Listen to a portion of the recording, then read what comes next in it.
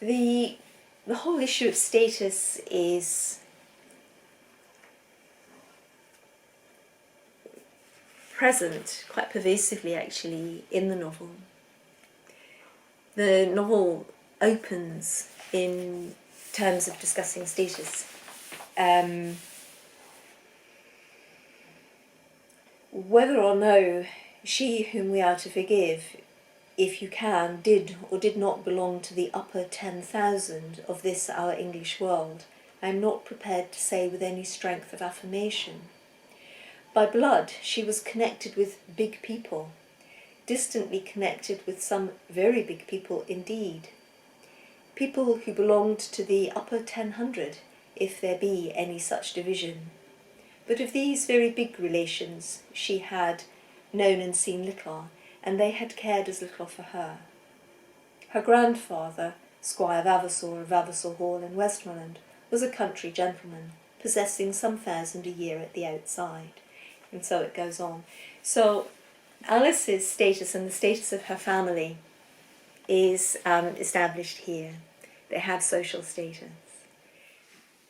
When Alice is going to visit her friend Glencora Palliser at Matching Priory, her father describes this action as growing upwards towards the light. In other words, getting to know the big people and making connections with the big people is to engage in self-development. And if we consider that light and seeing the light is often actually a spiritual experience, he really is according social climbing quite a high status in the order of things. Alice is not really going to Matching Priory because of a desire to social climb. She is fond of Glencora. Glencora, as a point of fact, is more fond of Alice and more grateful towards Alice than Alice actually returns, which is to perhaps come back again to Alice's lack of ability to engage in affection. But in visiting Matching Priory, whilst Alice is very friendly with Glencora and it gets on well with Plantagenet Palliser, she does not court Plantagenet Palliser. She, at a certain point, incurs his displeasure, something that she withstands and dislikes at the personal level, but doesn't feel any regrets with regard to at the social level or the status level. This doesn't really bother her. There are other characters such as Mr. Bott and Mrs. Marsham who absolutely live for their influence that they can bring to bear on important individuals such as Plantagenet Palliser.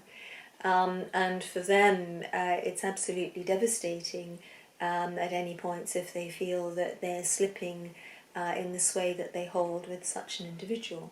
Alice is entirely immune from this kind of social climbing. Alice is also highly resilient towards the, I think, understated snobbery of the Palliser sisters, one of whom, Iphigenia Palliser, was talking in the last set of quotes. She does not court them at all, and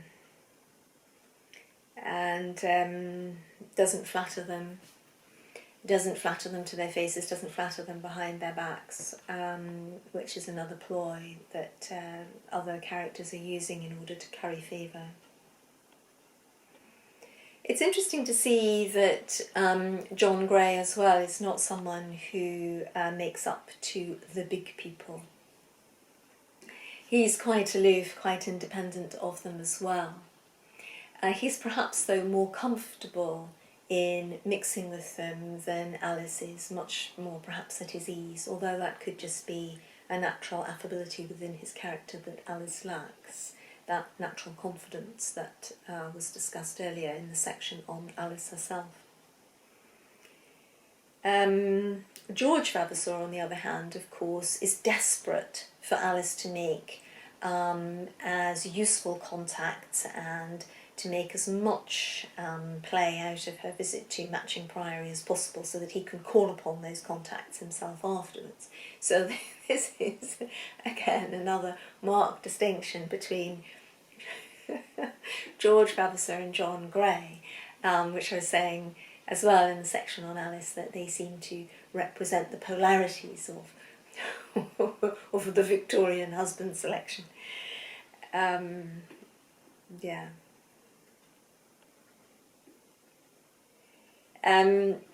Lady McLeod, who passes for Alice's aunt and is her sort of maternal guardian in the novel, thinks that Alice should work hard to maintain her family connections with the aristocracy to whom she's related, Lady Midlothian and the Marchioness of Creaky. If for nothing else, because Lady McLeod thinks that if Alice doesn't stay in touch with these people, she will rob that her children, by disconnecting from these aristocrats, Alice would rob them of their natural advantages. And this is a very interesting way of putting it. Natural advantages, we usually think of as genetic disposition towards a certain talent nowadays. But for this social group in the middle of the 19th century, natural advantages are actually the social position, the social contacts that you can call upon by your birth. It is an interesting take on this whole way.